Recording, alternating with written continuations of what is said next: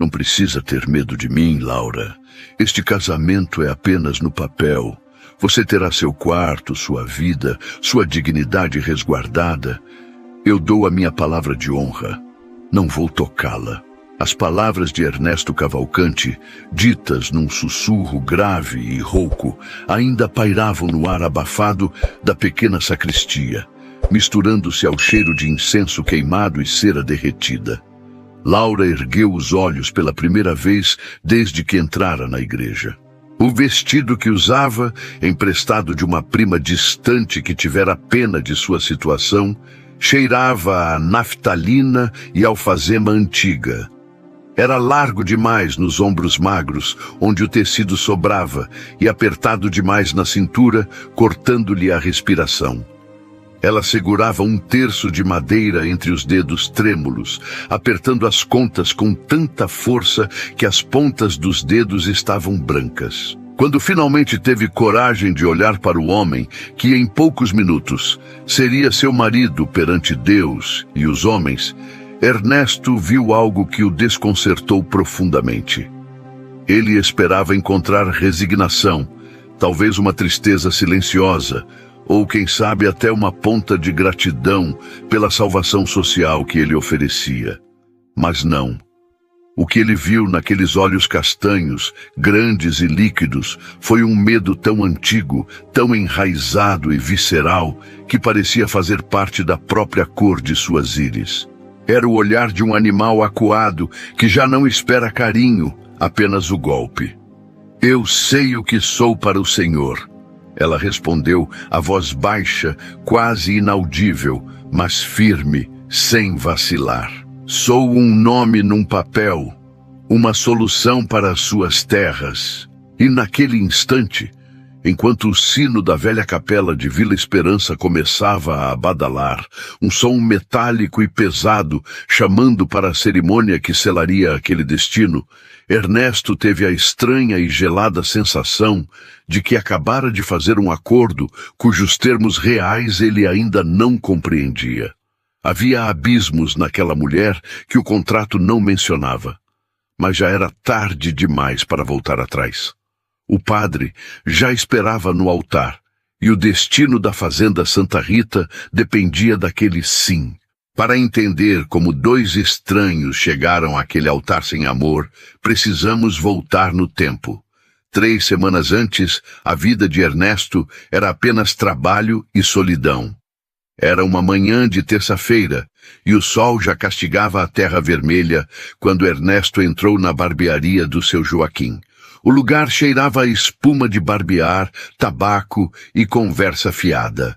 Ernesto sentou-se na cadeira de couro gasta, fechou os olhos e deixou que a navalha e o falatório do barbeiro corressem soltos. Ele precisava daquele momento de pausa.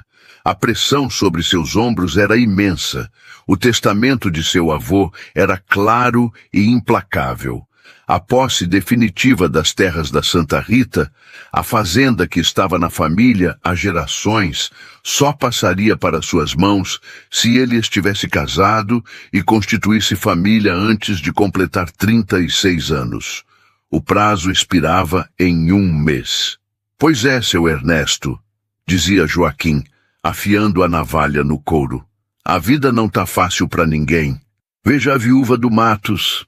Anda procurando moça para trabalhar na costura, mas ninguém quer dar emprego para Laura Mendes. Coitada da criatura, pagando por erro que nem foi dela. O povo dessa vila tem a língua ferina, se me permite dizer. Ernesto, que normalmente deixava as palavras escorrerem sem prestar atenção, abriu os olhos. Aquele nome, Laura Mendes, acendeu uma luz em sua memória. Ele se lembrava vagamente do pai dela, um comerciante honesto que morrera endividado. Quem é essa moça mesmo? Perguntou Ernesto, a voz grave, interrompendo o monólogo do barbeiro. Joaquim parou a navalha no ar, baixou a voz e inclinou-se, como quem compartilha um segredo de estado. A filha do finado Mendes, aquele que tinha a vendinha perto da estação de trem. Depois que o pai morreu, a menina ficou sozinha no mundo, sem eira nem beira. E aí, Bem, o senhor sabe como é. Moça bonita, sem família, sem proteção de pai ou irmão. Apareceu um tipo da capital, um tal de Coronel Augusto, cheio de promessas e presentes caros. Quando foi embora, deixou ela com a reputação manchada e nem sinal de volta. Dizem as más línguas que ela se entregou por dinheiro, mas eu conheci o pai dela. A menina é direita. Foi enganada, isso sim. E agora? Ernesto perguntou, sentindo um peso estranho no estômago. E nada, seu Ernesto. Ninguém quer saber dela. Vive num casebre caindo aos pedaços nos fundos da antiga venda, costurando para fora por trocados, comendo o pão que o diabo amassou.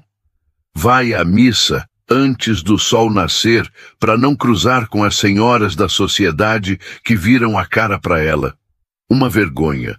Moça de família decente pagando o preço de ter acreditado em palavra de homem sem honra. Ernesto pagou pelo serviço, colocou o chapéu e saiu para o sol escaldante. Mas a informação ficou martelando em sua cabeça durante toda a longa cavalgada de volta à fazenda. O ritmo dos cascos do cavalo na estrada de terra parecia repetir. Sozinha, desprotegida, marcada. Ele olhou para suas terras. A fazenda Santa Rita estendia-se por morros ondulados, onde o café crescia em fileiras ordenadas como exércitos verdes. Era uma propriedade próspera, invejada por todos na região. Mas também era um mausoléu. A casa grande, construída no tempo do Império, com suas paredes caiadas e varandas amplas, era habitada apenas por ele e pelos fantasmas de sua própria solidão. Ernesto tinha 35 anos e a alma de um velho. O rosto anguloso, queimado de sol, escondia uma tristeza que ele aprendera a disfarçar com trabalho duro. Ninguém sabia, porque ele trancara essa história num baú no fundo do peito, que ele já amara uma vez, e que esse amor lhe ensinara que promessas são como vento, não se pode segurar. Agora ele precisava de uma esposa, não por amor, não por desejo, mas por necessidade. Uma moça sozinha, sem perspectivas, marcada pela sociedade. Um homem sozinho, sem tempo, precisando de um contrato. Seria possível unir duas solidões e chamar isso de casamento? A decisão foi tomada naquela noite, enquanto ele olhava para o fogo da lareira apagada. Ele mandou chamar Dona Sebastiana, a parteira da região, a única alma caridosa que ainda visitava Laura, e enviou o recado. O encontro aconteceu 2 dias depois, na Capela do Senhor Bom Jesus, um lugar neutro e sagrado. Quando Laura entrou, Ernesto sentiu o ar faltar. Ela era magra, pálida, com olheiras profundas que denunciavam noites mal dormidas e fome. Mas havia uma dignidade em sua postura, na forma como ela mantinha o queixo erguido, apesar da vergonha que o mundo lhe impunha. Mas, senhorita Mendes, disse ele, levantando-se e tirando o chapéu. Coronel Cavalcante, respondeu ela, mantendo distância, pronta para fugir. Dona Sebastiana disse que o senhor tinha uma proposta. Tenho. Ele foi direto, sem rodeios, pois não sabia ser de outro jeito. Eu preciso de uma esposa para manter minhas terras. A senhorita precisa de um teto e de proteção contra as línguas da vila. Eu proponho um casamento, um acordo. A senhorita terá meu nome, minha casa, respeito e conforto. Em troca, eu cumpro a exigência legal do testamento. Laura piscou, atordoada. O senhor sabe o que dizem de mim? Perguntou ela, a voz tremendo. Sei. E não me importo. Por que eu? O senhor poderia ter qualquer moça de família rica da região. Porque eu não procuro uma moça rica que queira mandar na minha casa ou enfeitar minha sala. Eu procuro alguém que conheça a dor e o valor do silêncio. Alguém que precise desse acordo tanto quanto eu. Laura pediu 3 dias. 3 dias de agonia, oração e fome. Mas no fim a realidade venceu. Ficar no casebre era esperar a morte ou a degradação total. Aceitar Ernesto era um salto no escuro, mas era um salto para dentro de uma casa sólida. E assim, chegaram àquele altar. A cerimônia foi rápida, quase burocrática. O padre, um homem velho e cansado, parecia querer terminar logo aquilo. Não houve música, não houve flores, não houve convidados além das testemunhas obrigatórias. Quando Ernesto colocou a aliança no dedo fino de Laura, sentiu a mão dela gelada como mármore. Eu vos declaro marido e mulher, disse o padre sem emoção. Não houve beijo. Apenas um aceno de cabeça mútuo, selando o pacto. A viagem até a fazenda foi feita num silêncio sepulcral. O trole avançava pela estrada, levantando poeira dourada ao entardecer. Laura olhava para a paisagem, para os campos que agora, teoricamente, também eram seus, mas sentia-se uma intrusa, uma impostora vestida de noiva. Ao chegarem à casa grande, a noite já caíra. A governanta, Dalva, uma mulher negra de sorriso bondoso e olhos perspicazes, esperava na porta com um lampião. Sejam bem-vindos, disse Dalva, olhando com curiosidade para a nova patroa. O jantar está servido. O jantar foi um calvário. O som dos talheres batendo na porcelana parecia tiros de canhão no silêncio da sala de jantar imensa. Ernesto comia metodicamente, sem levantar os olhos. Laura mal tocou na comida, o estômago embrulhado pelo pavor do que viria a seguir. A noite de núpcias. O contrato falava em respeito, ele prometera não tocá-la, mas homens prometem muitas coisas. O coronel Augusto também prometera. Quando terminaram, Ernesto limpou a boca com o guardanapo, levantou-se e disse: Venha, Laura. Vou lhe mostrar seus aposentos. O coração de Laura parou. Ela o seguiu escada acima, as pernas pesando chumbo. Ele abriu uma porta no corredor. Este é o seu quarto, disse ele. O meu fica no fim do corredor. Laura entrou. Era um quarto bonito, simples, com uma cama de ferro, uma cômoda de madeira escura e uma janela que dava para o pomar. Havia flores frescas num vaso. Toque de Dalva, certamente. Boa noite, Laura, disse Ernesto parado na porta. Boa noite, sussurrou ela. Ele fechou a porta. Laura ouviu os passos dele se afastando. Ela correu e girou a chave na fechadura, trancando-se. Encostou a testa na madeira fria da porta e respirou fundo, tentando acalmar o tremor que sacudia seu corpo. Ele cumprira a palavra. Ele fora embora. Ela vestiu a camisola simples de algodão que trouxera em sua pequena trouxa, apagou o lampião e deitou-se, puxando a colcha até o pescoço. Ficou ali no escuro, olhos abertos, ouvindo os estalos da casa velha, o pio da coruja lá fora, o vento nas árvores. Mas o sono não vinha.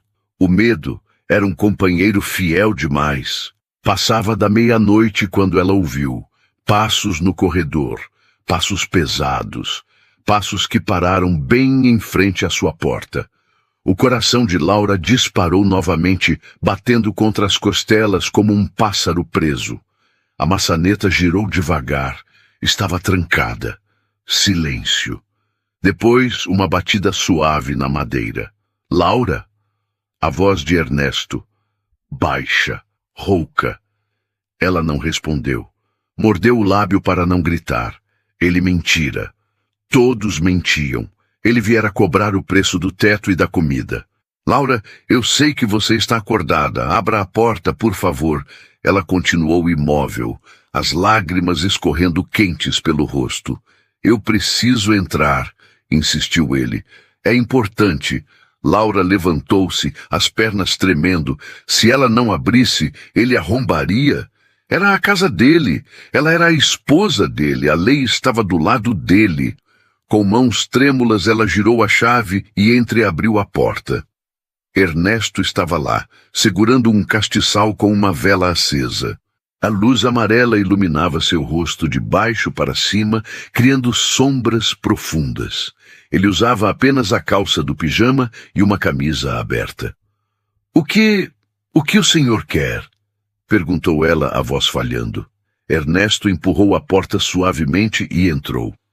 Laura recuou, tropeçando no tapete, encolhendo-se contra a parede, abraçando o próprio corpo num gesto de proteção tão patético e desesperado que partiu o coração do fazendeiro. Não, por favor, não. Ela soluçou, fechando os olhos, esperando a dor, esperando a violência que conhecia tão bem. Mas nada aconteceu. Houve um silêncio longo. Laura abriu um olho, depois o outro. Ernesto estava parado no meio do quarto, imóvel. Ele não olhava para o corpo dela, ele olhava para o rosto dela, e sua expressão era de puro choque. Ele viu o terror. Não o nervosismo de uma noiva virgem, mas o pavor de uma mulher que já foi quebrada. Ernesto deu um passo para trás, como se tivesse levado um tapa. Ele colocou o castiçal sobre a cômoda com cuidado. Laura! A voz dele mudou completamente. Não era mais a voz do patrão, nem do marido de contrato. Era uma voz humana, cheia de uma dor confusa. Eu só vim trazer esta vela. Laura olhou para a vela, sem entender. Minha mãe, Ernesto continuou, gaguejando um pouco. Ele que nunca gaguejava. Minha mãe sempre dizia que na primeira noite numa casa nova, a gente deve acender uma vela benzida para afastar os maus espíritos e trazer paz. Eu achei a vela na gaveta e pensei que você talvez quisesse. Ele ergueu as mãos vazias, mostrando as palmas para ela. Eu juro, Laura, eu juro pela alma da minha mãe. Eu não vim tocar em você. Eu nunca faria isso. Laura olhou para as mãos dele. Grandes, fortes, capazes de esmagar, mas que agora estavam abertas em rendição. Ela olhou para a vela, queimando suavemente sobre a cômoda, e depois olhou para os olhos dele. Havia vergonha ali, vergonha por tê-la assustado tanto. O senhor só trouxe a vela? Ela sussurrou. Só a vela. E agora vou sair, e você pode trancar a porta de novo e colocar a cadeira encostada na maçaneta se quiser. Eu não volto aqui, nunca sem o seu convite. Ernesto recuou até a porta, saindo de costas, sem tirar os olhos dela, como se quisesse garantir a ela que não atacaria. Boa noite, Laura. Tente dormir. Ninguém vai te machucar nesta casa. Ninguém. Ele fechou a porta. Laura correu e trancou a chave novamente.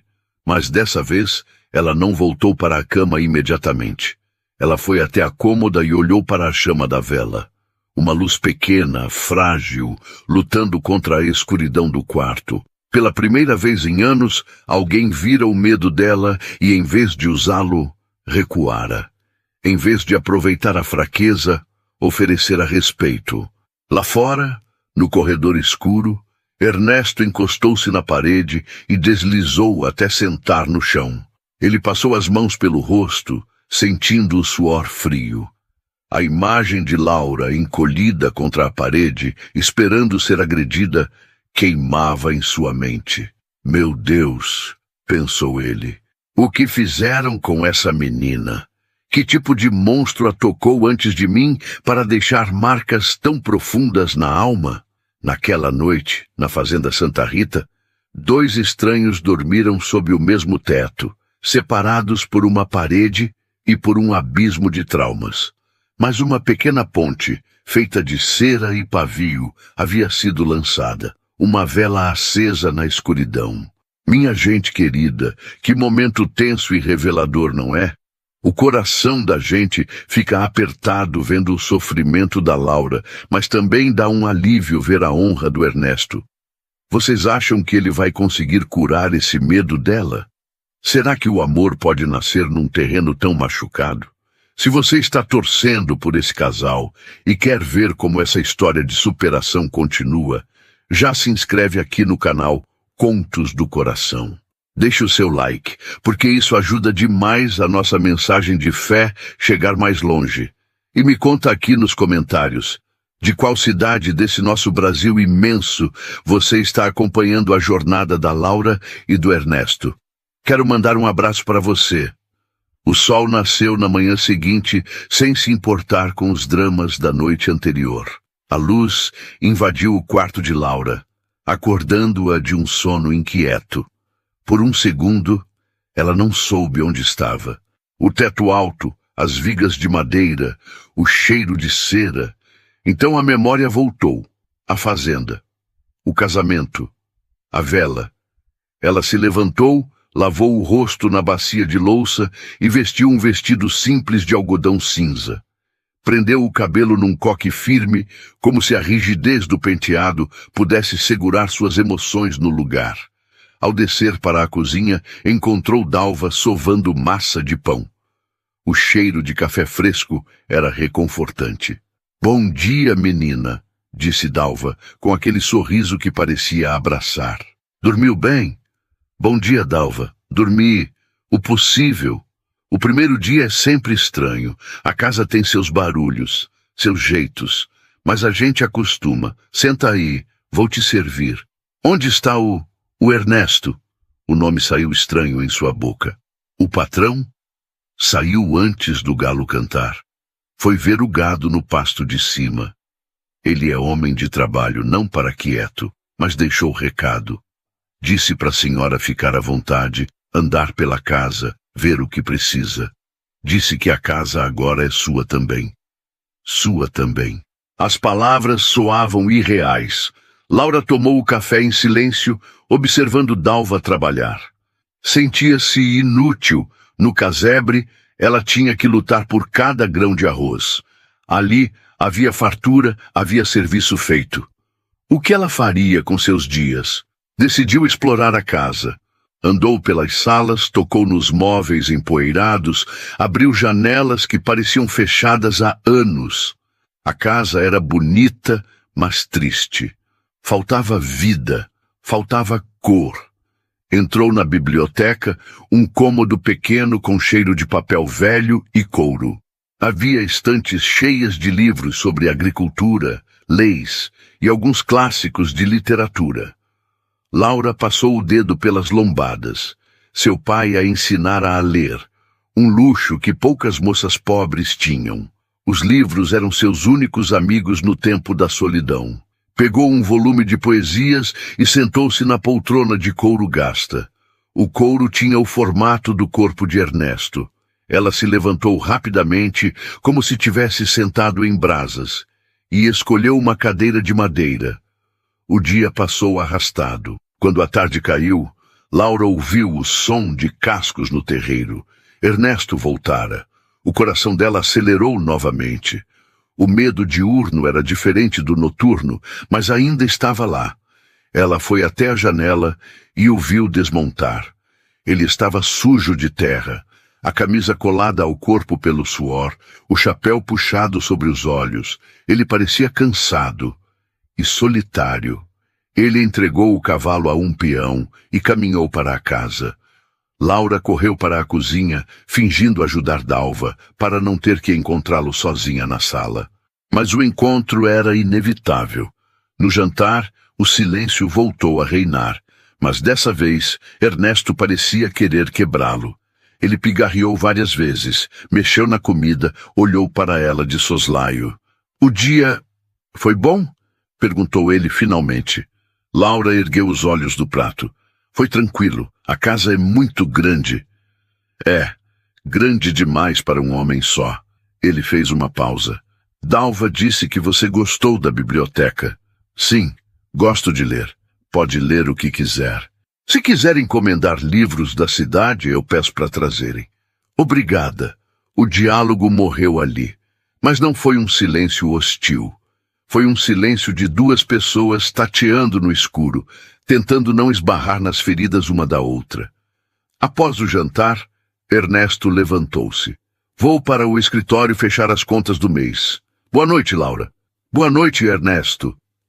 Ele parou na porta. "A vela..." Ele começou, sem se virar. "Ainda tem pavio. Se quiser acender hoje de novo." Laura sentiu um nó na garganta. "Eu vou acender, obrigada." Ele saiu, e Laura percebeu que, pela primeira vez no dia, não estava tremendo. Os dias viraram semanas. Uma rotina estranha se estabeleceu na fazenda Santa Rita.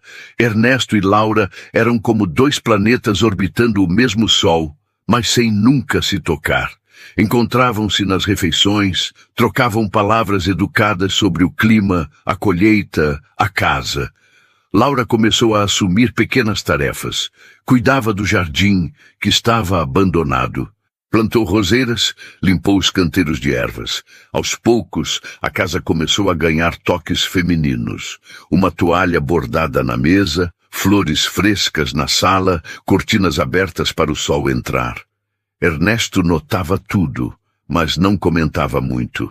Apenas seus olhos, aqueles olhos cinzentos e observadores, pareciam menos cansados quando ele voltava para casa e encontrava o ambiente mais leve. Mas o mundo lá fora não esquecera Laura. Num domingo de manhã, Ernesto anunciou que iriam à missa na vila. "Precisamos ser vistos", disse ele sério. "O prazo do testamento acabou.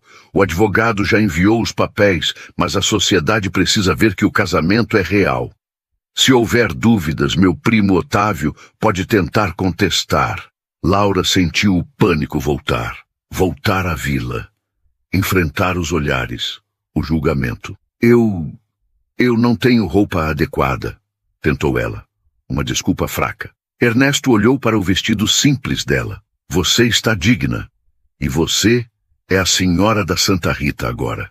Ninguém vai ousar falar nada. Eu estarei ao seu lado." A viagem de trole até a vila foi tensa. Laura apertava as mãos no colo até os nós dos dedos ficarem brancos. Ernesto conduzia os cavalos com firmeza, o rosto fechado. Quando chegaram à praça da igreja, o movimento parou. Cabeças se viraram, cochichos começaram. "Olha lá, a Laura Mendes! Casou com o coronel Cavalcante, quem diria? Golpe do baú, coitado dele." Laura baixou a cabeça, querendo desaparecer. Sentiu as lágrimas picarem os olhos. A vergonha era um manto pesado que ela nunca conseguia tirar. Foi então que sentiu a mão de Ernesto, quente, grande, áspera. Ela envolveu a mão pequena e fria de Laura. Não foi um toque possessivo. Foi um toque de apoio, de sustentação. "Levante a cabeça, Laura", sussurrou ele, inclinando-se para ela. "Você não deve nada a ninguém. Eles é que devem respeito a você." Laura olhou para ele. Ernesto olhava para a frente, desafiando a multidão com seu olhar severo. Ele estava oferecendo sua força a ela. Ela respirou fundo, engoliu o choro e ergueu o queixo. Apertou a mão dele de volta, levemente. Eles caminharam pelo corredor central da igreja de mãos dadas. O padre, no altar, sorriu discretamente. As senhoras da sociedade abanavam-se com seus leques, escandalizadas e invejosas. Naquele momento, Laura percebeu que o acordo de papel tinha um poder real. Ele era um escudo. E Ernesto Cavalcante, aquele homem fechado e misterioso, era o portador desse escudo. Mas a paz daquele domingo seria breve, porque nas sombras da sacristia, observando tudo com um sorriso cínico e olhos de rapina, estava um homem que Laura esperava nunca mais ver, o coronel Augusto.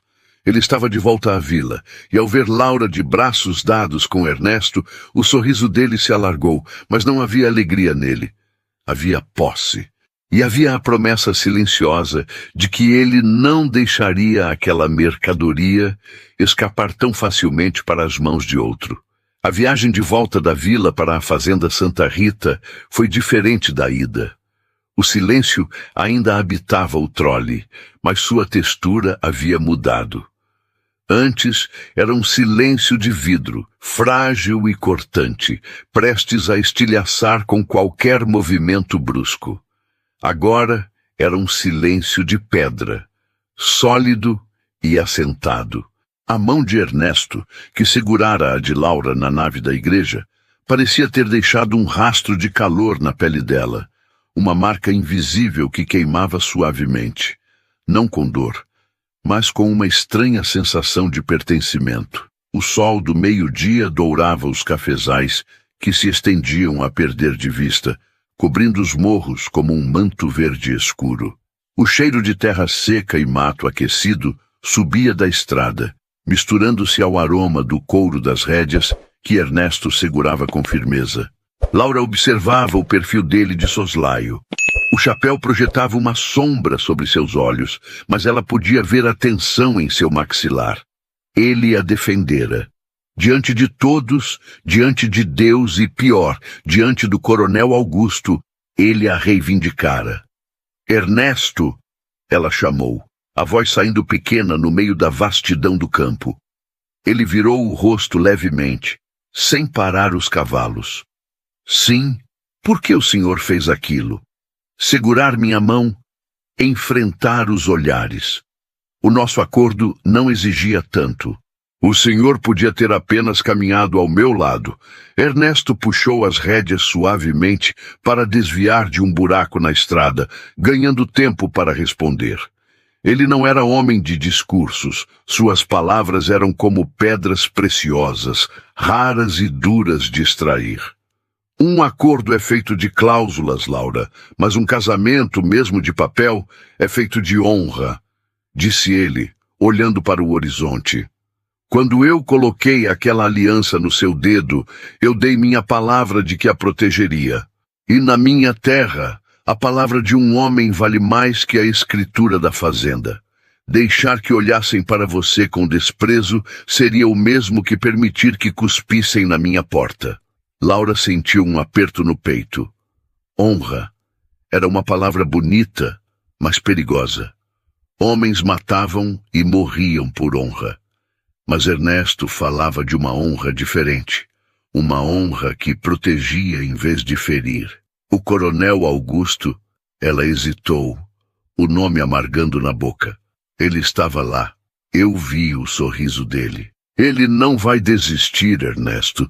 Ele acha que eu sou propriedade dele, que eu fugi e preciso ser devolvida.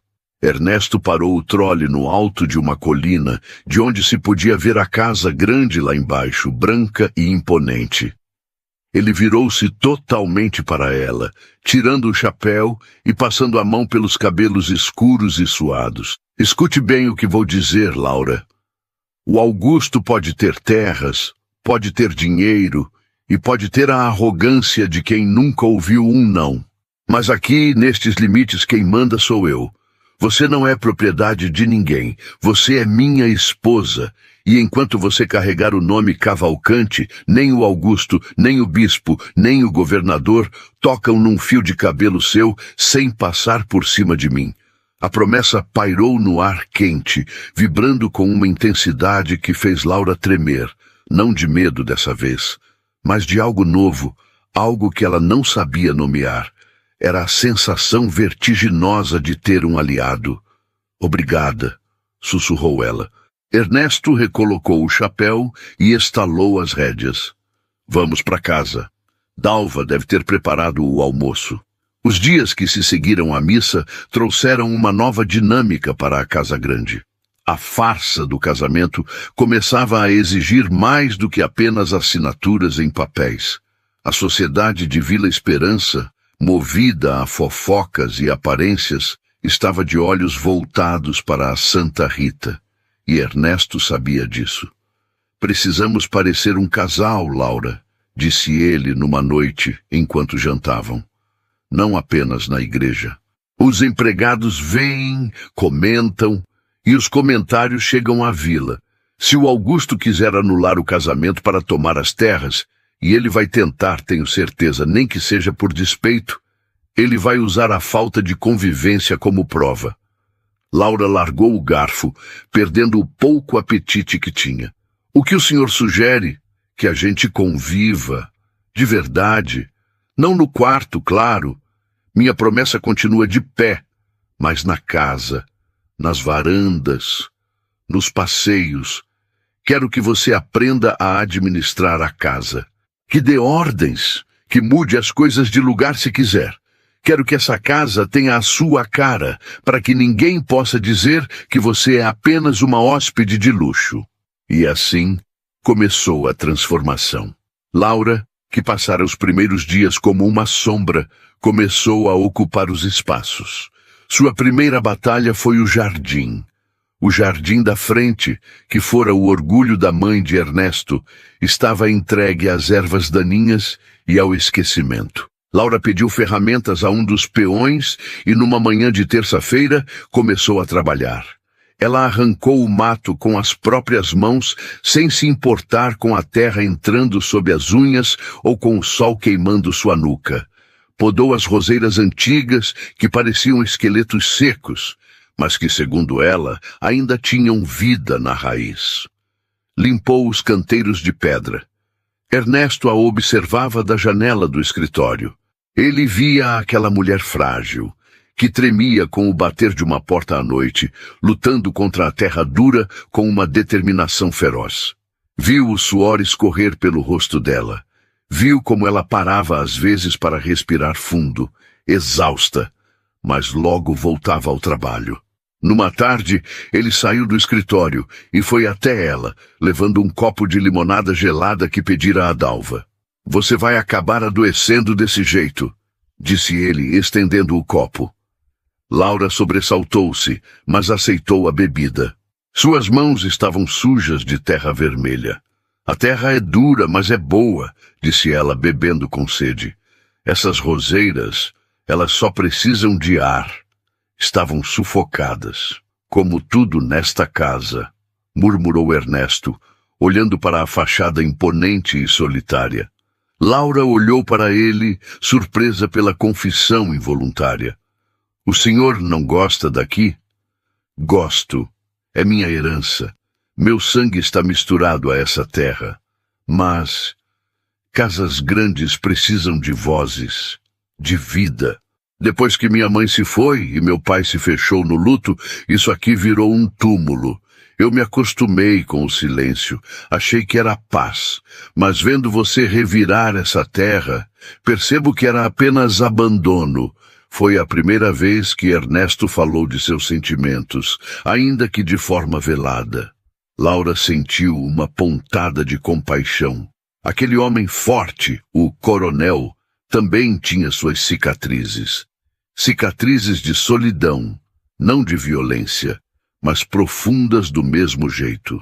"As roseiras vão florir, Ernesto", disse ela, usando o nome dele sem o senhor pela primeira vez com naturalidade. "Eu prometo. Só precisam de tempo e cuidado."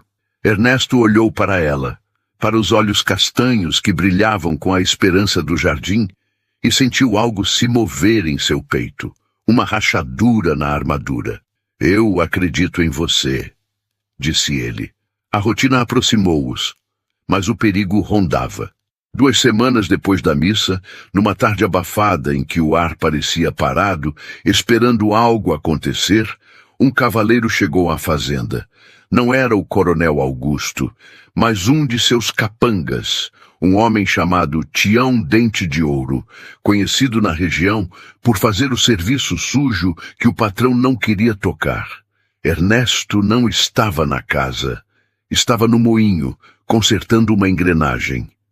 Laura estava na varanda, costurando uma camisa de Ernesto que perdera um botão quando viu o homem desmontar. O medo antigo, aquele bicho gelado que morava em seu estômago, acordou instantaneamente. Ela reconheceu o homem. Ele estivera presente no dia em que Augusto a trancara no quarto. Ele rira de seus gritos. "Boa tarde, dona Laura", disse Tião, subindo os degraus da varanda sem ser convidado, o chapéu na mão, mas o olhar insolente. "Ouvi dizer que a senhora virou patroa. Quem diria, hein? O mundo dá voltas." Laura levantou-se, deixando a costura cair. Suas pernas tremiam, mas ela se agarrou à coluna da varanda para não cair. "O que você quer aqui?" perguntou ela, a voz falhando. "O coronel Augusto mandou lembranças e mandou entregar isso." Ele tirou um envelope do bolso da calça e jogou sobre a mesa de centro. "Disse que é para a senhora ler com carinho, e disse também que a oferta dele ainda está de pé. Se a senhora cansar de brincar de casinha aqui na Santa Rita, a porta dele está aberta. Ele disse que sabe que o casamento é de mentira. E que mulher como a senhora não serve para ser esposa de verdade, só serve para... Bem, a senhora sabe. A insinuação suja pairou no ar. Laura sentiu as lágrimas de humilhação subirem. Ela queria correr, se esconder, sumir. Mas então, um som de galope furioso cortou o ar. Ernesto chegara. Ele vira o cavalo estranho de longe e viera voando. Ele saltou do cavalo antes mesmo de o animal parar totalmente e subiu os degraus da varanda de 2 em 2, com uma expressão que Laura nunca vira antes. Não era raiva, era fúria assassina. "O que esse verme está fazendo na minha varanda?" trovejou Ernesto. Tião, que era valente com mulheres indefesas, recuou diante do tamanho e da fúria de Ernesto. "Calma, Coronel Cavalcante. Só vim trazer um recado do meu patrão. Sou mensageiro. Mensageiro de cão sarnento não entra na minha casa." Ernesto avançou e agarrou Tião pelo colarinho da camisa suja, levantando-o quase do chão. "Você vai voltar para o buraco de onde saiu e vai dizer ao Augusto o seguinte: se ele mandar mais alguém aqui, ou se ele mesmo vier perturbar minha esposa, eu não vou mandar recado de volta. Eu vou buscar a resposta pessoalmente, e ele não vai gostar." Ele empurrou Tião escada abaixo. O homem tropeçou, caiu na poeira, levantou-se resmungando, montou no cavalo e saiu em disparada.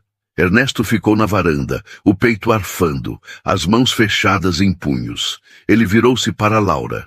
Ela estava pálida, encostada na coluna, os olhos arregalados. "Ele te machucou?" perguntou Ernesto, a voz ainda áspera pela adrenalina. Laura negou com a cabeça, incapaz de falar. Ernesto viu o envelope na mesa. Ele o pegou, rasgou sem abrir e amassou os pedaços na mão. "Lixo", disse ele. "Palavras de um homem sem honra não merecem ser lidas." Ele jogou os papéis amassados no chão. Depois, aproximou-se de Laura. Ele viu que ela tremia incontrolavelmente. O choque do encontro trouxera de volta todo o trauma. "Laura", ele disse, suavizando a voz. Acabou. Ele foi embora. Mas Laura não conseguia parar de tremer. Ela começou a chorar, um choro convulsivo de quem segurou o medo por tempo demais. Ela escorregou pela coluna até o chão, abraçando os joelhos. Ernesto hesitou. Ele prometera não tocá-la, prometera manter distância, mas ver aquela mulher desmoronar diante dele era insuportável. O instinto de proteção falou mais alto que o acordo. Ele se ajoelhou diante dela. Não a tocou. Apenas ficou ali, perto, criando uma barreira entre ela e o mundo. "Respire", disse ele calmo. "Olhe para mim, Laura. Respire." Ela levantou o rosto molhado. Ele disse que sabe que é mentira, que eu não sirvo para ser esposa. "Ele mente", cortou Ernesto firme. "Ele mente para te ferir. Você serve. Você é mais digna do que ele jamais será. Você está cuidando desta casa. Está fazendo as flores nascerem na pedra. Você é a senhora da Santa Rita." Laura olhou nos olhos dele e viu verdade. Viu um homem que estava disposto a brigar com o mundo por ela. E naquele momento, o medo recuou um passo. "Ernesto", ela sussurrou, "eu não quero ficar sozinha agora." Foi um pedido imenso, vindo de alguém que tinha pavor da companhia masculina. "Eu não vou sair daqui", prometeu ele. Eles ficaram ali, sentados no chão da varanda, enquanto o sol se punha, tingindo o céu de vermelho sangue. Ernesto falava coisas banais, falava sobre a colheita, sobre os cavalos, apenas para que sua voz preenchesse o silêncio e acalmasse o coração dela. Naquela noite, a barreira invisível entre os quartos estremeceu. Depois do incidente na varanda, ficou claro que a distância física estava se tornando um problema. Os empregados cochichavam. Tião vira que Ernesto chegara do moinho longe da casa. A vulnerabilidade de Laura estava exposta. Após o jantar, Ernesto chamou Laura para a biblioteca. Precisamos conversar sobre a nossa logística, disse ele, parecendo desconfortável. O que aconteceu hoje provou que o Augusto está vigiando.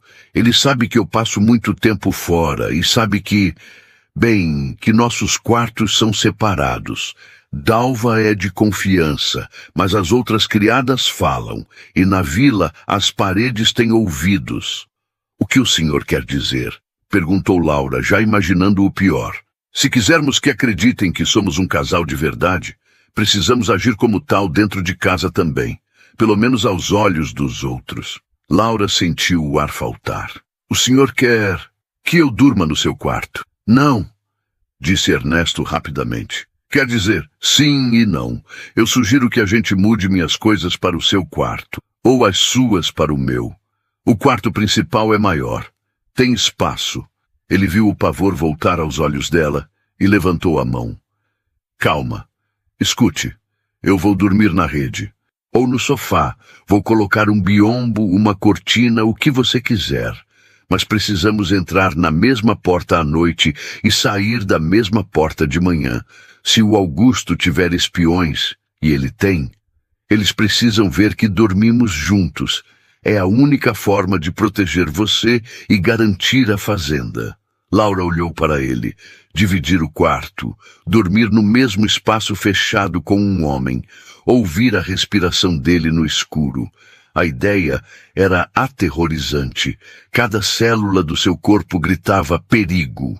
Mas então, ela lembrou da cena na varanda, de como ele expulsara Tião, de como ele se ajoelhara no chão com ela, sem tocá-la, apenas protegendo, de como ele rasgara a carta sem ler, poupando-a das ofensas.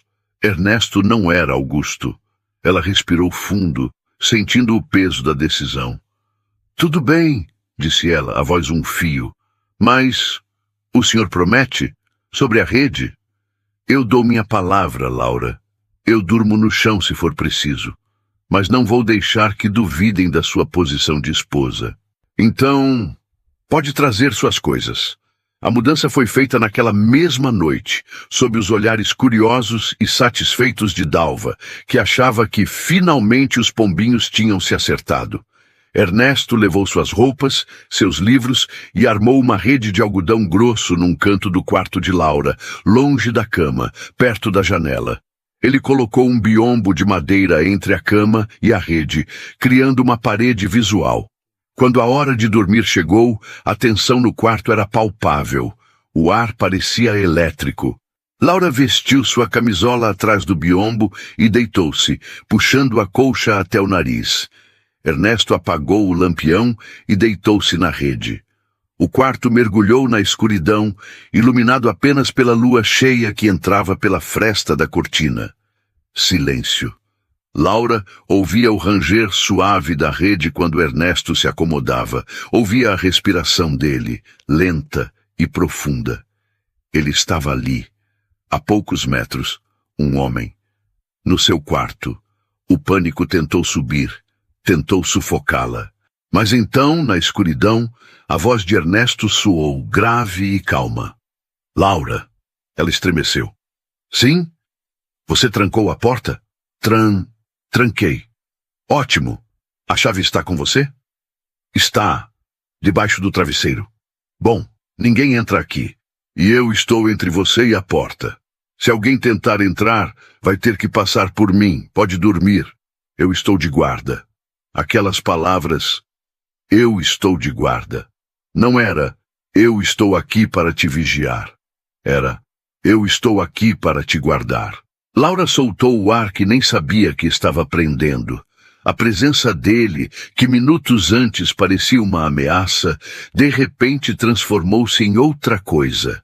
Uma sentinela, um cão de guarda fiel deitado aos pés da dona. Ela fechou os olhos. O medo ainda estava lá, mas pela primeira vez ele não estava sozinho. Havia algo mais forte no quarto naquela noite. E enquanto o sono finalmente a vencia, Laura teve um pensamento que a assustou mais do que o medo. Ela estava começando a confiar nele. E confiar, ela sabia, era o primeiro passo para se machucar de novo, ou para ser curada. Mas mal sabia ela que, na rede, Ernesto também estava acordado, olhando para o teto, lutando contra seus próprios demônios. Porque ter Laura ali, tão perto, cheirando a alfazema, vulnerável e confiante nele, estava despertando sentimentos que ele jurara nunca mais sentir. E ele sabia que o maior perigo para aquele acordo não era o coronel Augusto. Era o próprio coração traidor que batia descompassado no peito do fazendeiro solitário. As noites na fazenda Santa Rita ganharam uma nova textura. O que antes era o silêncio absoluto da solidão, agora era preenchido por sons sutis de convivência. Laura, deitada em sua cama atrás do biombo de madeira, aprendera a reconhecer o ritmo da respiração de Ernesto na rede. Sabia quando ele estava num sono profundo, pesado pelo cansaço da lida no campo, e sabia quando ele estava acordado, inquieto, virando-se de um lado para o outro, preocupado com as dívidas ou com as ameaças do coronel Augusto. Aquela proximidade que no início lhe causara pavor, transformara-se numa estranha âncora. Saber que ele estava ali, a poucos metros, criava uma bolha de segurança.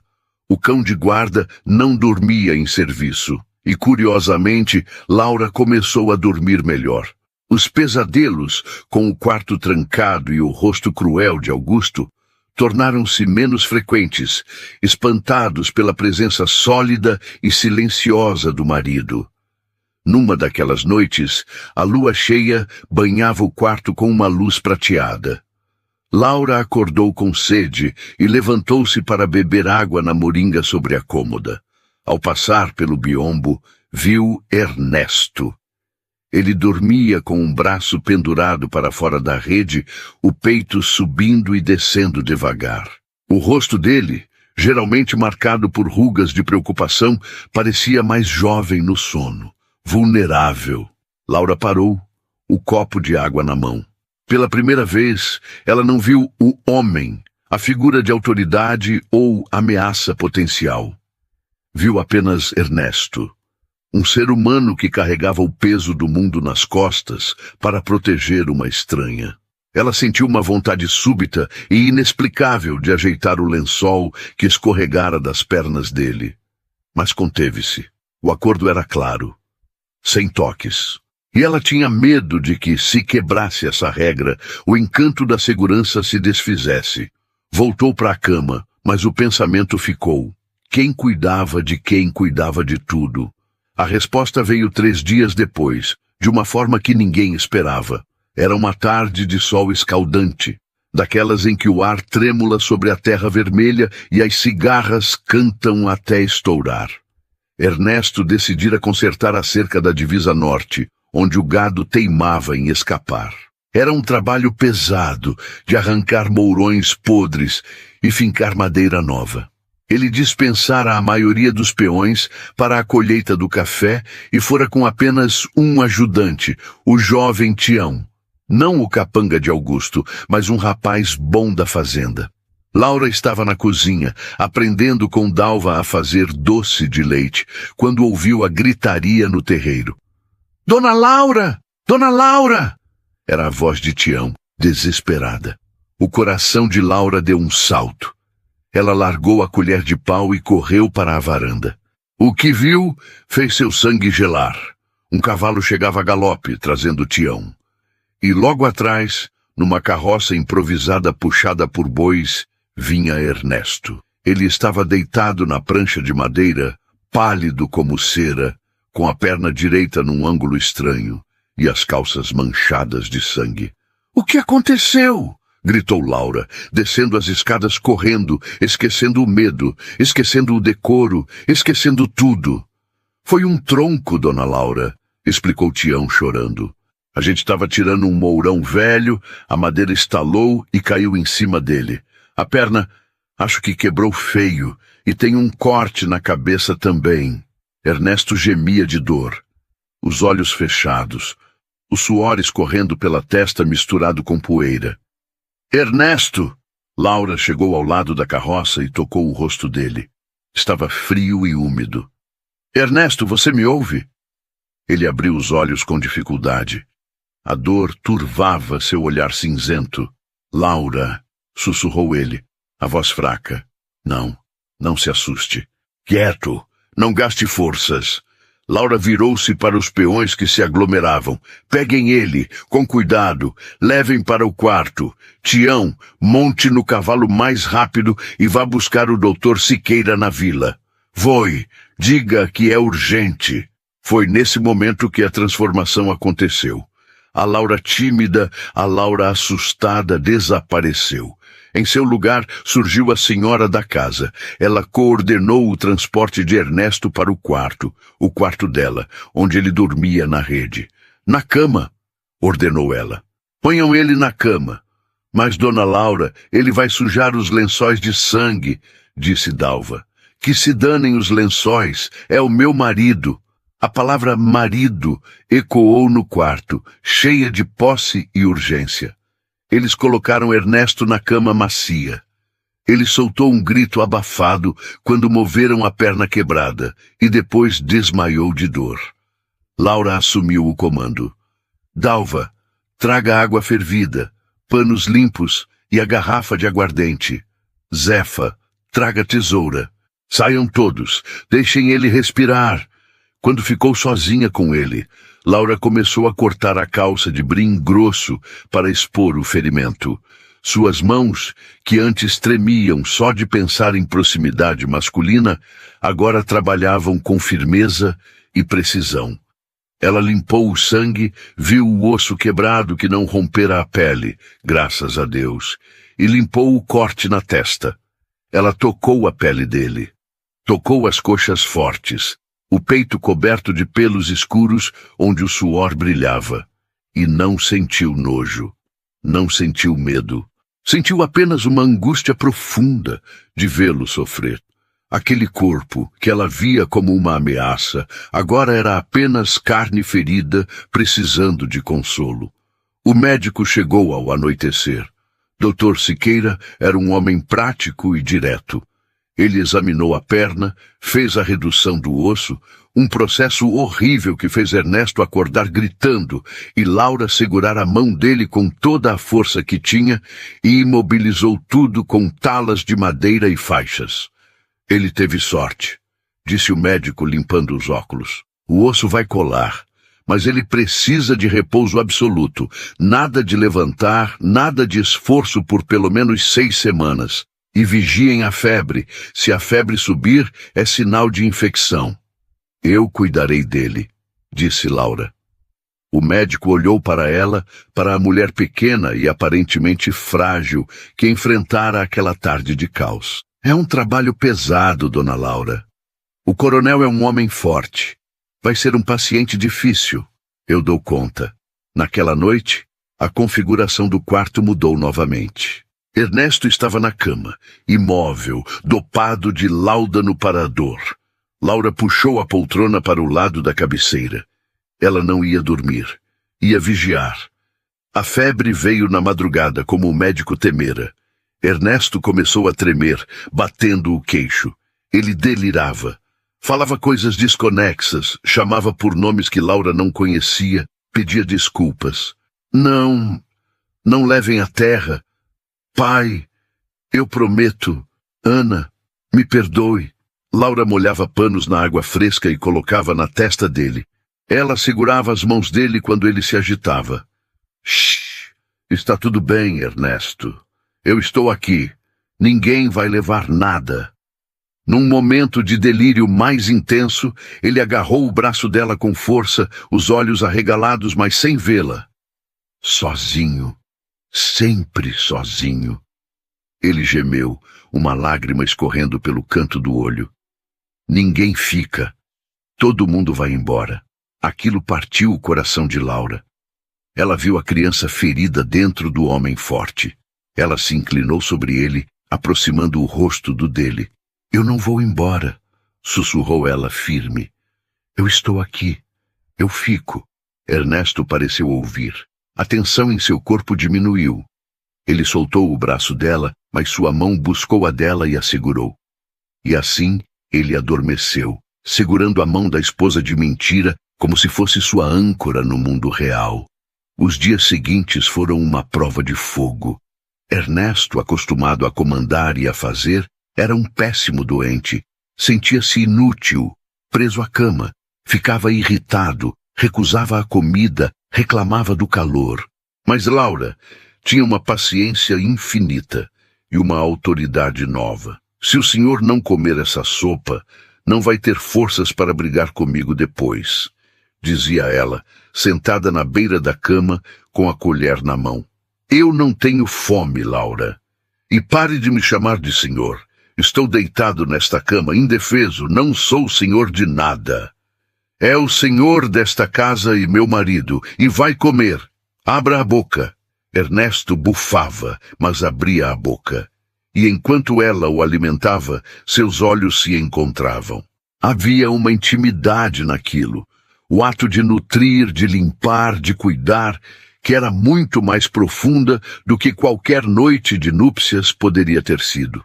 Laura aprendeu a dar banho nele com esponja, cobrindo as partes íntimas com uma toalha para preservar a dignidade de ambos, mas tocando seus braços, seu peito, suas costas. O toque tornou-se natural, medicinal, e aos poucos, carinhoso.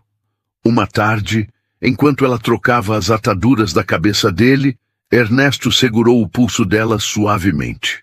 Laura, disse ele, olhando para o rosto dela, que estava cansado com olheiras. Você está exausta. Dalva pode fazer isso. Dalva tem a cozinha. Eu cuido de você. Por quê? Perguntou ele. O acordo não incluía ser enfermeira de um aleijado ranzinza. Laura sorriu, um sorriso pequeno e cansado. O acordo incluía proteção mútua, lembra? Você me protegeu do mundo lá fora. Eu protejo você da febre aqui dentro. Estamos quites. Ernesto olhou para ela com uma intensidade que a fez corar. Não estamos quites, disse ele, a voz rouca. Eu acho que estou em dívida com você. Uma dívida que não sei se consigo pagar. Não há dívidas entre nós, Ernesto. Somos parceiros. Parceiros. Ele repetiu a palavra testando o gosto. Parceiros. Mas a paz da convalescença foi quebrada. A notícia do acidente de Ernesto correu à região. E como urubus que sentem cheiro de sangue, os inimigos se aproximaram. 3 semanas após o acidente, Ernesto já estava sentado na cama, trabalhando com papéis apoiados numa tábua, quando ouviram o som de uma carruagem chegando. Laura foi à janela. Era uma carruagem elegante, preta, e dela desceu um homem baixo, de terno risca de giz, carregando uma pasta de couro. Quem é? Perguntou Ernesto, vendo a tensão nas costas de Laura. Não conheço. Um homem da cidade. Advogado, parece. Dalva bateu na porta minutos depois. Seu Ernesto, tem um tal de doutor. Medeiros na sala. Diz que representa o coronel Augusto Ferreira e precisa falar com o senhor urgentemente. Ernesto tentou se levantar num impulso e gemeu de dor. Maldita perna! Praguejou. Diga a ele que suba. Não vou me arrastar até a sala para ele ver minha fraqueza. Não, disse Laura virando-se. Ele não sobe. Este é o nosso quarto. O quarto de um homem doente. Não é lugar para abutres. Laura, eu preciso saber o que ele quer. Eu vou saber. Eu falo com ele. Você? Laura, é o advogado do Augusto. Ele vai tentar te intimidar. Laura caminhou até o espelho, ajeitou o cabelo, endireitou a postura. Ela olhou para o reflexo. Não viu mais a menina assustada do casebre. Viu a mulher que expulsara a febre de um homem de 90 quilos. Deixe ele tentar, disse ela. Fique aqui. Descanse. Eu cuido disso. Ela desceu as escadas devagar, cada passo ecoando sua nova confiança. O advogado estava na sala, olhando os quadros com ar de desprezo. doutor. Medeiros, chamou ela. O homem virou-se surpreso. Esperava ver o fazendeiro quebrado, não uma mulher de olhar firme. Senhora Cavalcante, suponho. Vim falar com seu marido. Assuntos de negócios. Meu marido está indisposto. Eu respondo pela Santa Rita na ausência dele. O que o senhor deseja? O advogado sorriu, um sorriso condescendente. Minha cara senhora, são assuntos complexos.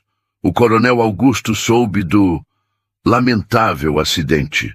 E como bom cristão, está preocupado com a gestão das terras. Ele teme que com Ernesto incapacitado, a fazenda sofra. Ele enviou uma proposta generosa de arrendamento para ajudar, entende? Ele assumiria a gestão até Ernesto melhorar. Ou ele fez uma pausa significativa. Uma oferta de compra, caso o fardo seja pesado demais. Laura sentiu o sangue ferver. Arrendamento. Era um golpe para tomar as terras aos poucos. Augusto sabia que Ernesto jamais aceitaria, mas queria humilhá-lo, mostrar que ele estava fraco. O senhor pode guardar seus papéis, Dr. Medeiros, disse Laura fria. A Santa Rita não precisa de ajuda do coronel Augusto. A colheita está em dia, as contas estão em dia, e meu marido está se recuperando muito bem. Tem certeza? O advogado deu um passo à frente tentando intimidar. Ouvi dizer que a situação é grave e que a senhora, com todo respeito, não tem experiência para gerir um império desses. Seria uma pena ver tudo ruir por teimosia. Além do mais, o coronel Augusto tem um carinho especial pela senhora. Ele ficaria triste em vê-la sofrer com dívidas. A menção ao carinho foi o erro dele. Laura lembrou-se da promessa de Ernesto. Ninguém toca num fio de cabelo seu. Agora era a vez dela.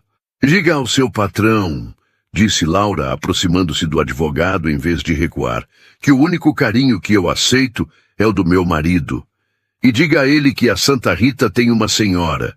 E enquanto eu estiver aqui, nem ele nem os capangas dele pisam nestas terras. A saída é por ali. O advogado ficou boquiaberto.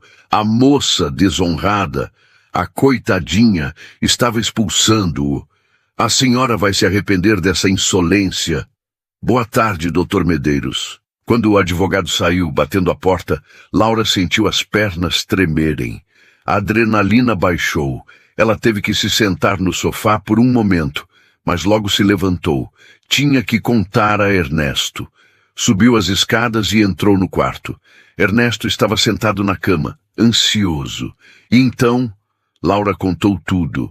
A proposta, a ameaça velada, a expulsão.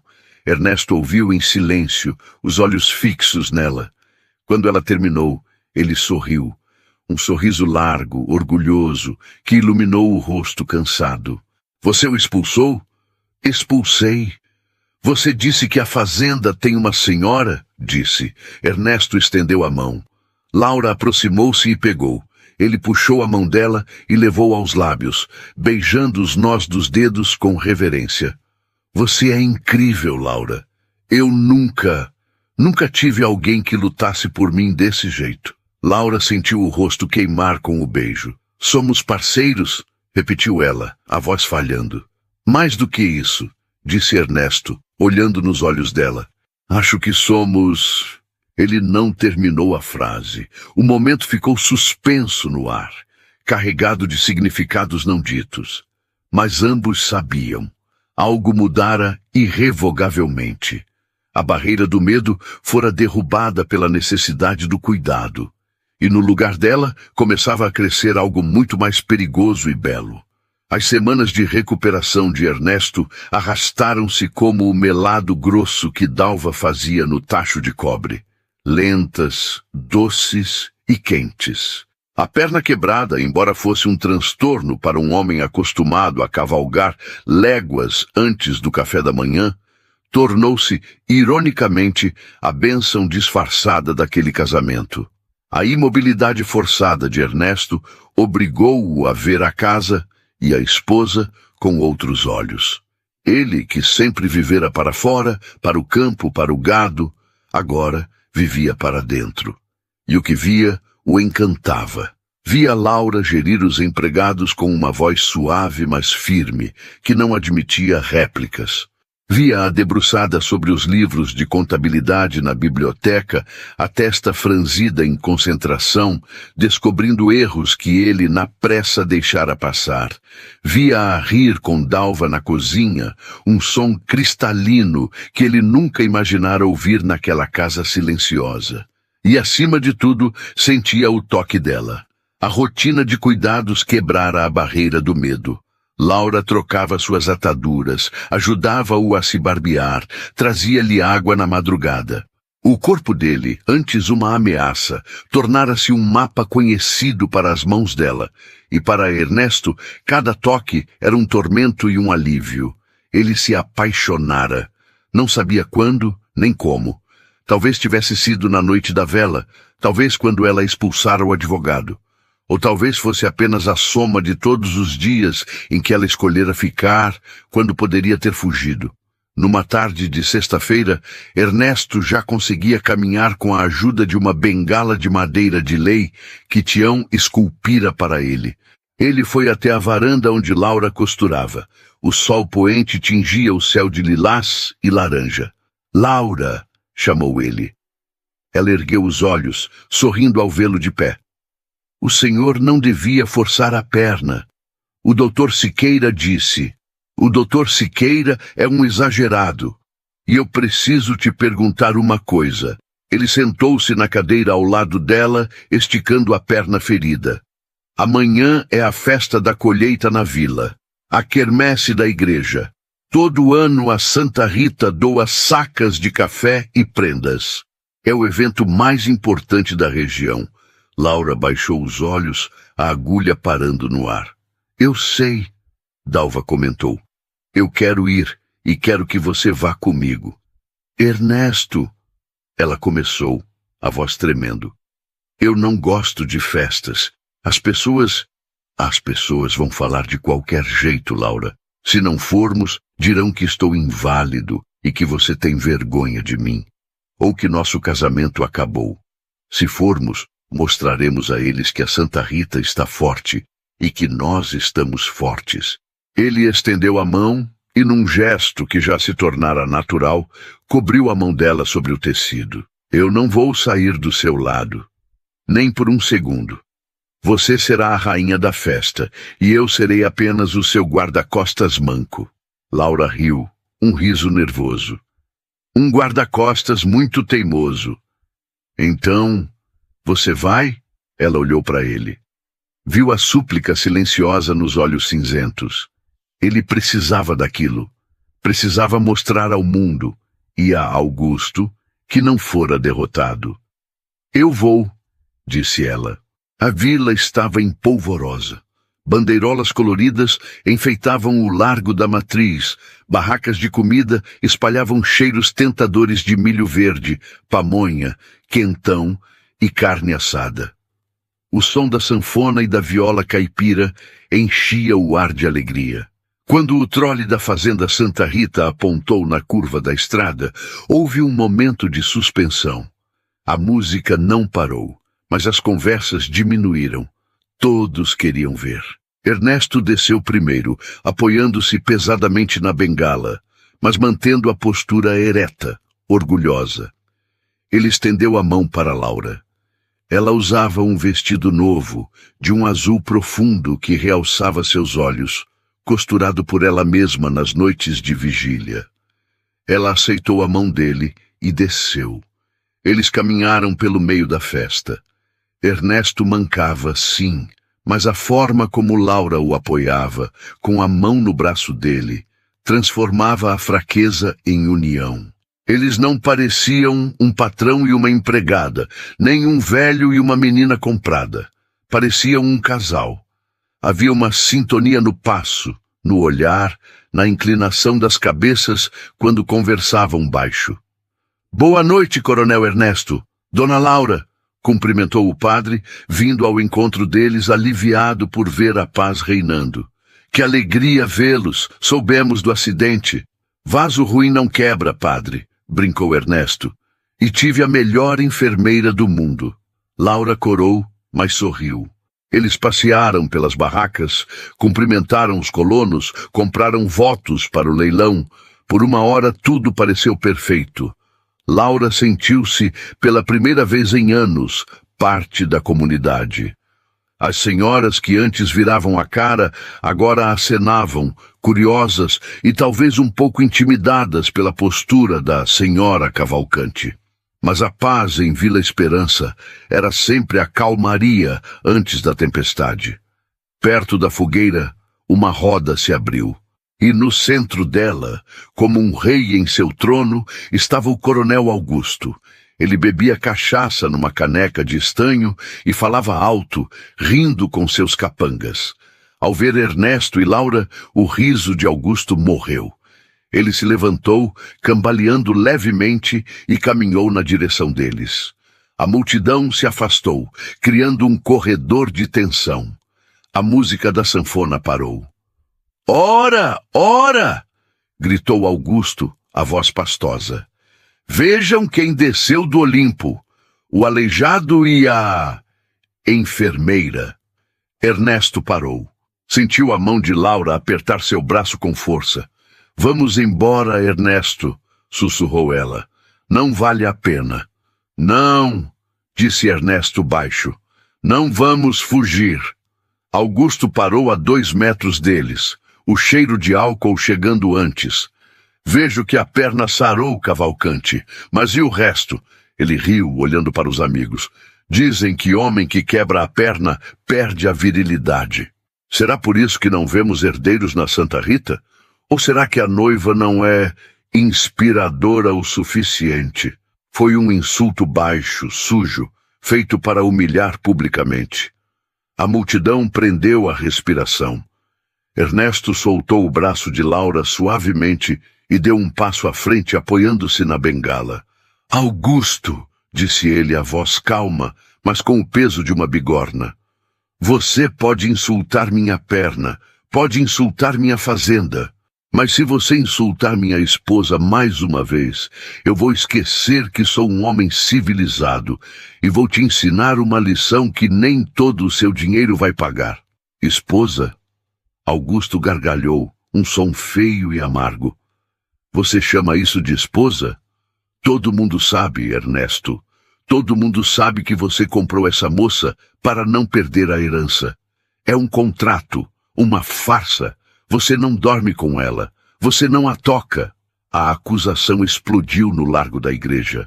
A verdade nua e crua, exposta para todos. Laura sentiu o chão sumir.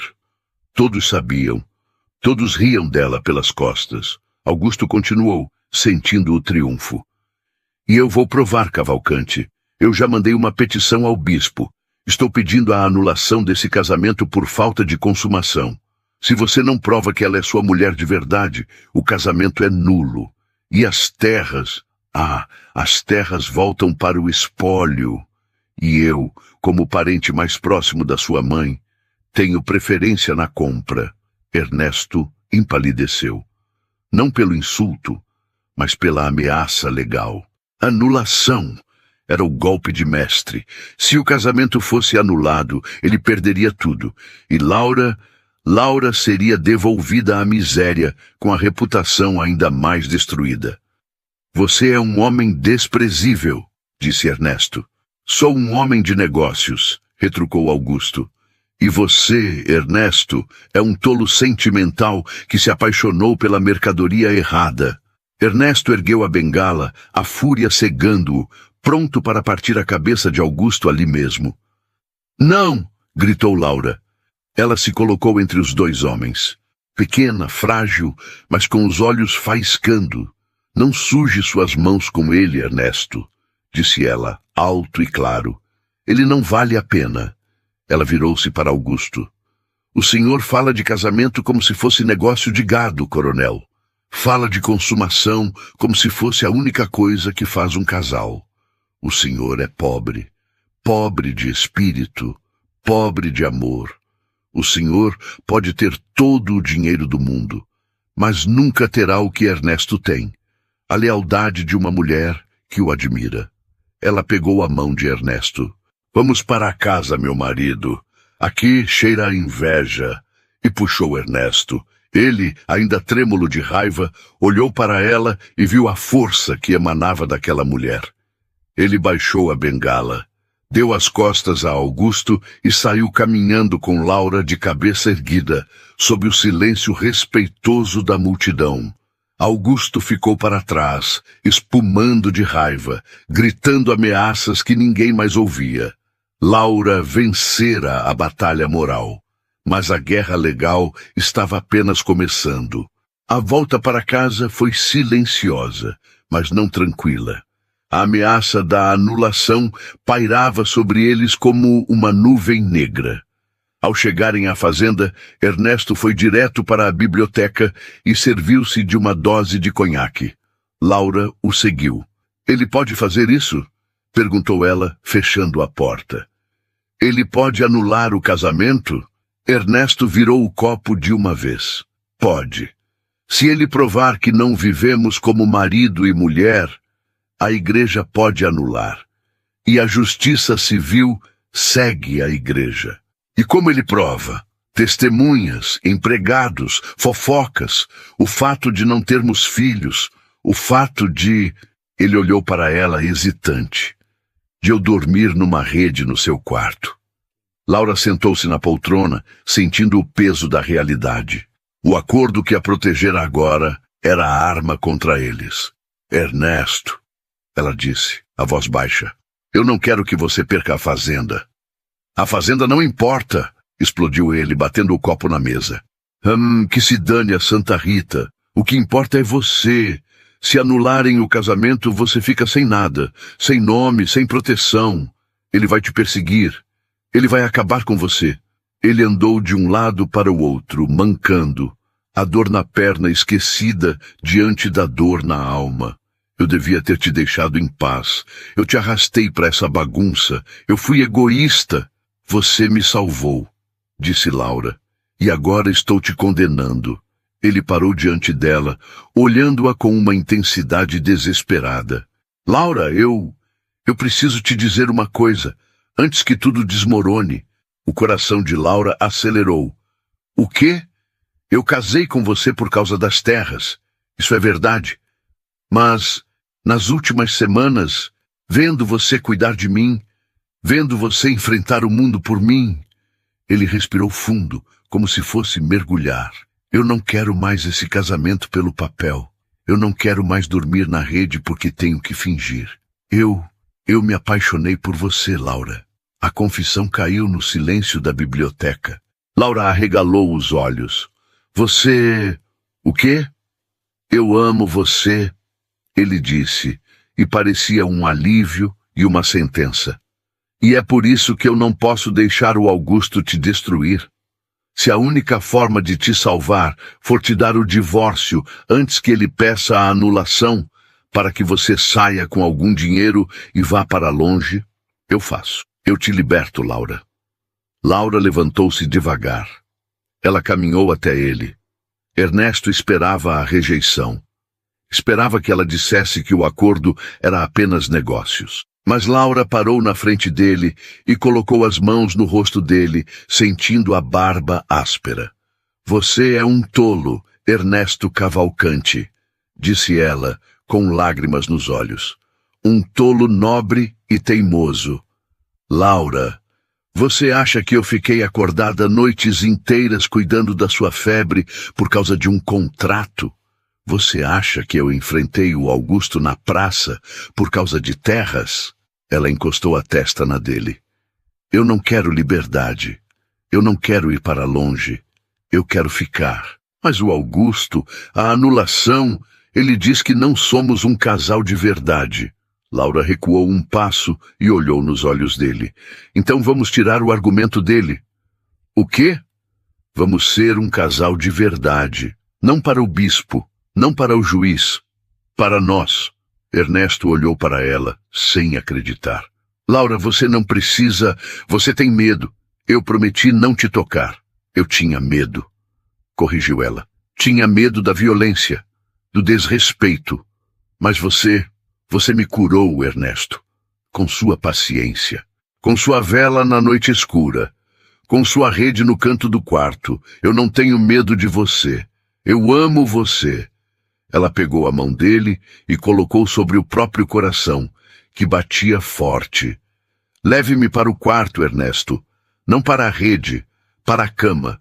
Ernesto tremeu. Ele viu nos olhos dela não a resignação do dever, mas o brilho do desejo e da escolha. Tem certeza? Perguntou ele, a voz rouca. Nunca tive tanta certeza na vida. Ele a beijou. Não foi um beijo de cinema. Foi um beijo de fome, de saudade, de alívio. Um beijo que selou um novo contrato, escrito não com tinta, mas com alma. Ele a pegou no colo, ignorando a dor na perna, e subiu as escadas. Naquela noite, o biombo foi empurrado para o lado. A rede ficou vazia. E na cama de ferro, sob o luar que entrava pela janela, Laura e Ernesto consumaram o casamento. Não como uma transação, mas como uma celebração de cura. Onde havia medo, houve gentileza. Onde havia silêncio, houve sussurros de amor. E quando o sol nasceu, iluminando os dois abraçados, eles sabiam que podiam enfrentar qualquer coronel, qualquer bispo, qualquer juiz. Porque agora a verdade estava do lado deles. O sol da manhã seguinte não apenas iluminou o quarto, mas pareceu abençoar a fazenda Santa Rita. Laura acordou primeiro, sentindo o peso reconfortante do braço de Ernesto sobre sua cintura. Por um momento, ela ficou imóvel, apenas respirando, deixando que a realidade da noite anterior se assentasse em sua alma. O medo, aquele velho inquilino indesejado, tinha feito as malas e partido.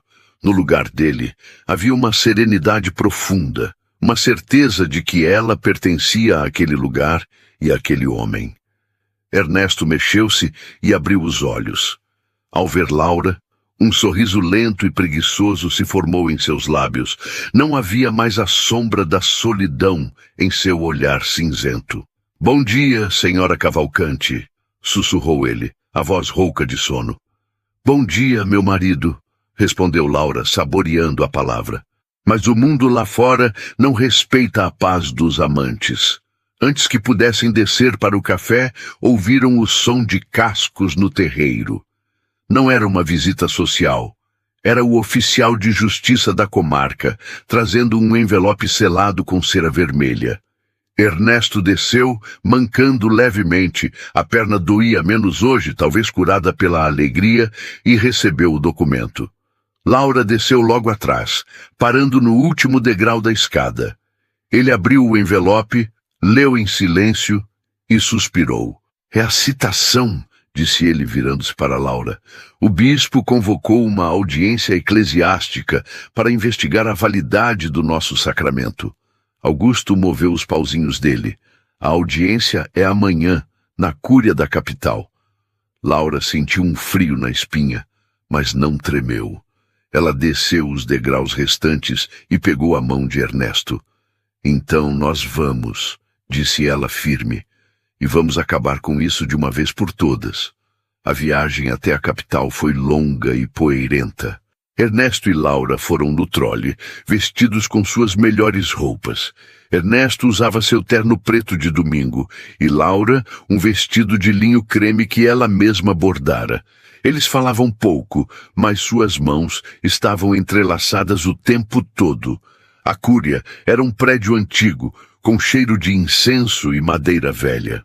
O bispo Dom Matias, um homem idoso de olhar penetrante e sobrancelhas brancas como neve, presidia a audiência numa sala de teto alto, ladeado por 2 padres secretários. Do outro lado da sala, sentado numa cadeira de veludo, estava o coronel Augusto, acompanhado de seu advogado, o Dr. Medeiros.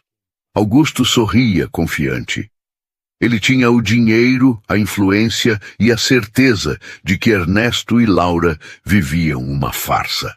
"Estamos aqui", começou o bispo, sua voz ecoando nas paredes de pedra, "para averiguar uma denúncia grave. O coronel Augusto Ferreira, alega que o casamento entre Ernesto Cavalcante e Laura Mendes foi realizado sob fraude, sem a intenção de constituir família e, principalmente, sem a consumação do ato conjugal, o que o tornaria nulo perante a Santa Igreja. O bispo olhou para Ernesto. "O que o senhor tem a dizer, Coronel Cavalcante?" Ernesto levantou-se, apoiando-se na bengala. "Excelência, eu me casei para cumprir uma exigência legal de herança. Isso eu não nego. Mas o sacramento foi real. Laura é minha esposa. É uma esposa de fachada", interrompeu Augusto, levantando-se também. "Todo mundo sabe. Eles dormem em quartos separados. Ele é um inválido e ela é uma moça de reputação duvidosa que ele comprou. Não há casamento ali, bispo. Há um contrato comercial sujo." O bispo ergueu a mão pedindo silêncio. "A acusação é de não consumação", disse o bispo, olhando fixamente para Ernesto. "Coronel, o senhor afirma diante de Deus que vive maritalmente com sua esposa?" Ernesto olhou para Laura. Ele podia mentir. Podia dizer que sim e esperar que o bispo acreditasse. Mas ele sabia que Augusto traria testemunhas, talvez até subornasse empregados para dizerem que ele dormia na rede. Mas antes que Ernesto pudesse falar, Laura levantou-se. "Excelência", disse ela, a voz clara e límpida como um sino. "Posso falar?" O bispo assentiu, curioso. Laura caminhou até o centro da sala, ficando de frente para o bispo e de costas para Augusto. "O coronel Augusto diz que meu marido me comprou. Ele diz que sou uma moça de reputação manchada. E ele tem razão sobre a mancha. Mas ele esquece de dizer quem causou essa mancha." Um murmúrio correu pela sala. Augusto ficou tenso. "Eu entrei naquele casamento com medo, excelência", continuou Laura. "Medo de homens. Medo do toque. Medo causado por quem me prometeu ajuda e me deu violência." Ela não olhou para Augusto, mas todos sabiam de quem ela falava. Ernesto sabia disso, e em vez de exigir seus direitos de marido, ele me deu tempo. Ele me deu respeito. Ele dormiu numa rede no meu quarto para vigiar meu sono, não para me possuir.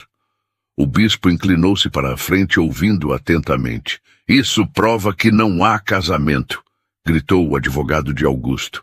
"Isso prova que há amor", rebateu Laura, virando-se para o advogado com olhos flamejantes.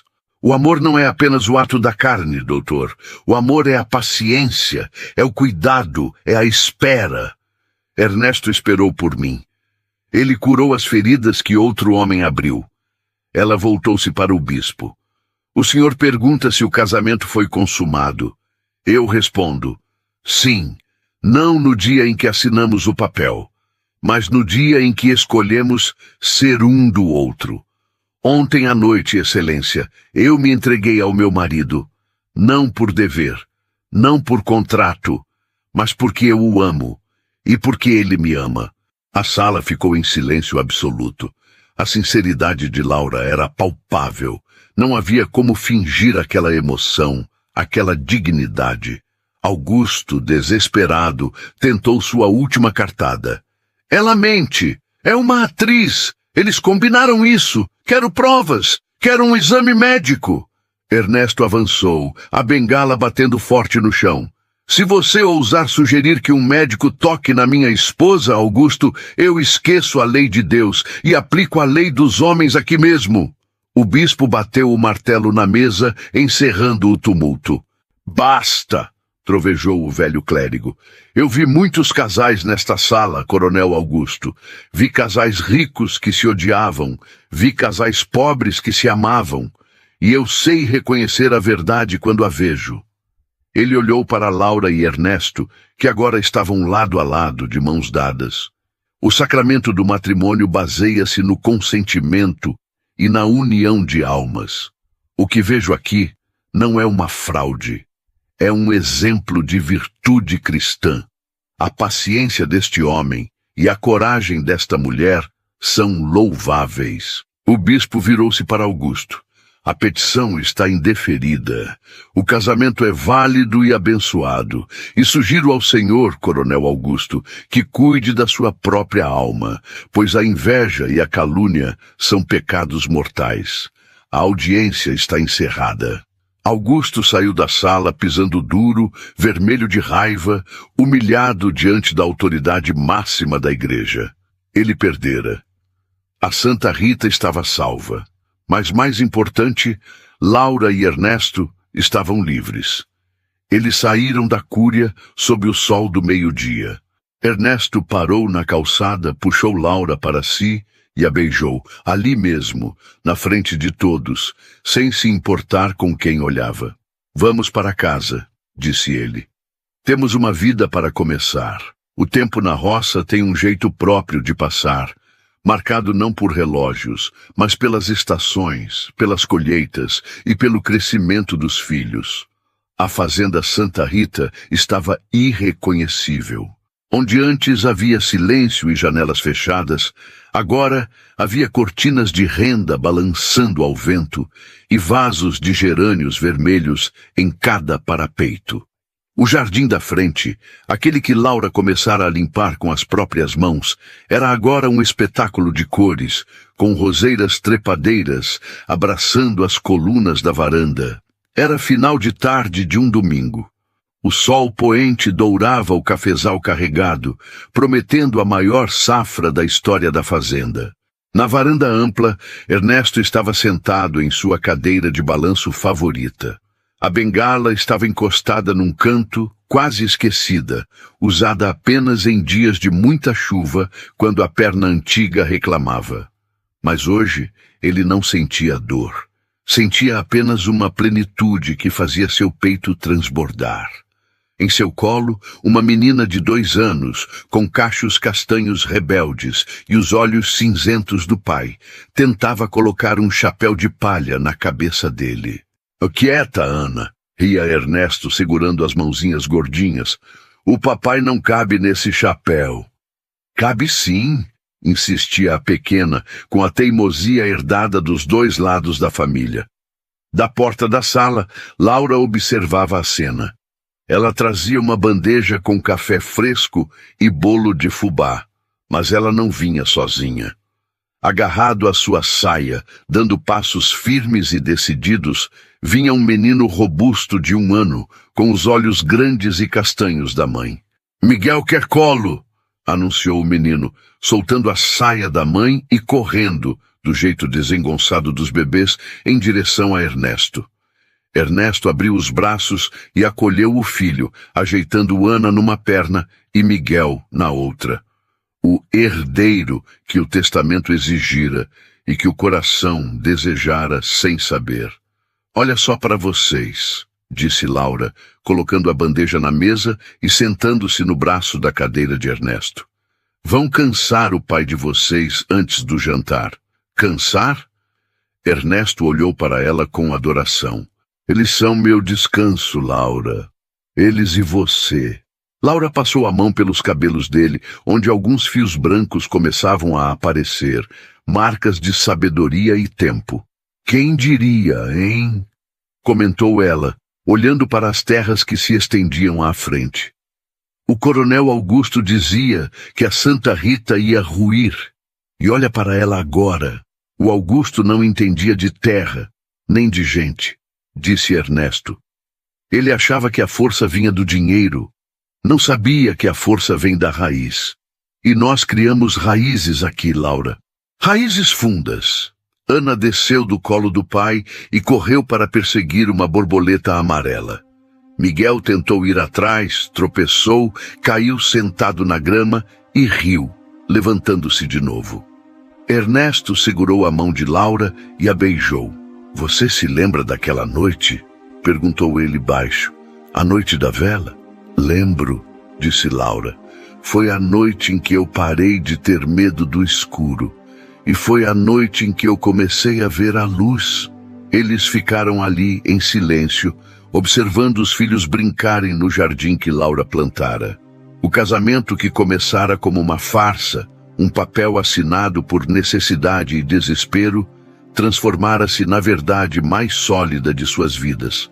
Não fora um conto de fadas, fora construído com tijolos de paciência, argamassa de respeito e telhado de coragem. Fora um amor que não nasceu pronto, mas que foi forjado no fogo da provação, como o aço mais resistente.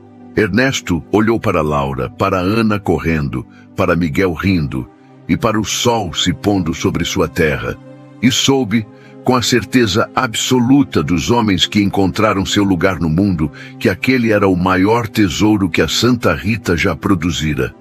E você, que me ouviu até aqui, acredita que o amor pode nascer assim, no meio da dor e do improvável?